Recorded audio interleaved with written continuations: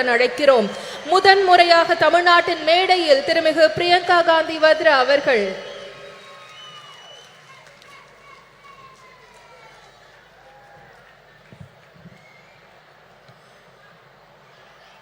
Thiru M.K. Stalin ji, Srimati Sonia Gandhi ji, Tirumati Kanimodi Karunanidhi ji,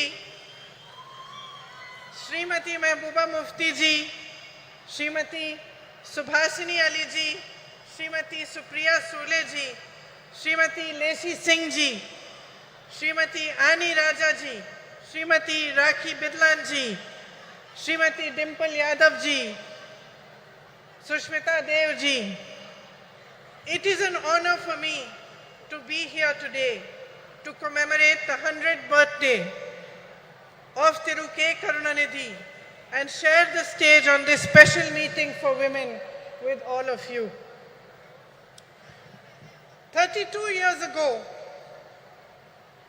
on the darkest night of my life, I first set foot on this land of Tamil Nadu. I was here to collect my father's shattered body. I was 19 years old and my mother was just a few years younger than I am today. As the door of the plane opened, the night grabbed us and drew us in. But I was not afraid of it because the worst thing I could have imagined had already happened. A few hours earlier, my father had been killed. I had walked towards my mother that night, knowing that the words I was to speak would break her heart. Yet I spoke them, and I watched as the light of happiness was extinguished from her eyes forever. We walked down the stairs of the plane onto the tarmac of Minambakam Airport Terminal, shocked and alone. Then suddenly, as if sent by the embarrassed gods who had failed us, a crowd of women dressed in blue saris surrounded us.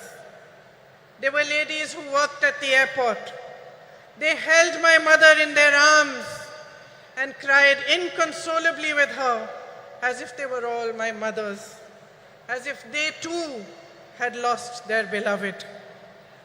In those shared tears, a bond formed between me, between my heart and the women of Tamil Nadu that I can neither explain nor ever erase. Ningal Daniyen Thai, Ningal Daniyen Sahodari, இங்கே உங்களுடன் இருப்பதை நான் பெருமையாக கருதுகிறேன். இன்று நான் நம் அன்னை வரை பற்றி பேசப் போகிறேன். இந்திய நாட்டின் பெண்களை பற்றி பேசப் போகிறேன். I am here to remind you that we are the strength of this proud and beautiful nation, which is our motherland. My sisters, no matter how rich we are or how poor we are, no matter whether we live in big cities, small towns or villages, no matter how well educated we are or how much lack of opportunity we have faced, we are the bedrock upon which our families and our societies are built brick by brick. We are the ones that carry the weight of our society on our shoulders. We do this with grace and courage. We do it with tenacity and strength of will. And our capacity to absorb pain and suffering is immense. We are proud of these qualities which have been passed on in our bones through generations and generations of oppression. But my sisters, I am here to remind you that we are more than this. We are greater than our ability to bear suffering. We are the ones that nurture and hold, that give to our children and to all those around us unfailingly. We are the ones who teach courage, the ones who teach love. It is us who understand forgiveness and us who know how to fight fearlessly in the face of adversity. We are the workforce powering our nation forward, and we are the millions of young women aspiring towards a better future. We know how to rise from the darkest night to claim a new dawn. We have a light within each one of us that is capable of shining brighter than the sun, but that light has never been allowed the freedom and joy to shine in its fullness. It was almost 100 years ago that Tandai Periyar asked, "Peniyen, Adimayanal," why were women enslaved? Then he answered this question in a series of revolutionary essays in which he wrote about the economic and social enslavement of women. It was he who laid the foundation for the empowerment of women in Tamil Nadu, which Thiru Annadurai and Thiru Karunanidhi carried forward. My sisters, this empowered you, the women of Tamil Nadu, to show the way of emancipation and progress to the rest of India. Yet across our nation, beneath the surface of progress, we are still struggling with the harsh reality of an entrenched patriarchy that ensures the systemic oppression of women. In fact, almost a century after Tandai Periyar's essays were published, that same question looms large before us. Peniyen, Adimayai Irekiral. Why are women still enslaved? And although I do not have the stature, nor the experience, and the wisdom of Tandai Periyar, my answer is this. I am a woman. We have been taught generation after generation after generation to cede our power to others. We have been taught to talk softly. We have been taught to step aside, to be ashamed of honoring our essence, to take care of everyone else before we show compassion towards ourselves. And unfortunately, my sisters, we have learned these lessons only too well. So well that we have continued to pass them down. We have learned to define ourselves through the eyes of the hierarchy that was instilled in us. And by doing so, we have allowed and enabled our own oppression.